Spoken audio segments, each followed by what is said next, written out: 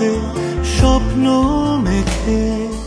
ফের একসঙ্গে হচ্ছেন তাহসান মিথিলা। দেশের ছবিচ অঙ্গনের জনপ্রিয় জুটি ছিলেন তাহসান খান ও রাফায়েত রাশিদ মিথিলা। 2007 সালে বিয়ের পর আচমকাই 2017 সালে নিজেদের বিচ্ছেদের খবর দেন এই দম্পতি। তাদের সেই বিচ্ছেদের খবর হৃদয় রক্তক্ষরণ ঘটায় ভক্তদের। বিচ্ছেদের বছরখানিক বাদেই ওপার বাংলার নির্মাতা সৃজিত মুখার্জির গলায় মালা দেন মিথিলা। অন্যদিকে নতুন করে আর সংসার শুরু করেনি তাহসান, ব্যস্ত থেকেছেন নিজের কেরিয়ার ও ব্যক্তি জীবন নিয়েই। এরই মধ্যে বছর দুয়েক আগে একটি ই-কমার্স প্রতিষ্ঠানের লাইভ প্রোগ্রামে হাজির হন তাহসান মিথিলা। তাদেরকে একসঙ্গে দেখে চমকে যান ভক্তরাও। এরপর আর এক ফ্রেমে দেখা মেলেনি এই দুই তারকার। তবে নতুন খবর হচ্ছে আবার একসঙ্গে হচ্ছেন তাহসান মিথিলা। কি দর্শক অবাক হলেন? আসলে রিয়েল লাইফে নয়, সম্প্রতি একটি ওয়েব সিরিজের অভিনয় করছেন এই জুটি। 7 পর্বের এই সিরিজটির নাম বাজি। নির্মাণ করেছেন মাটির প্রজার দেশ খ্যাত নির্মাতা আরিফুল রহমান। জানা গেছে ওয়েব সিরিজটির কিছু ধাপের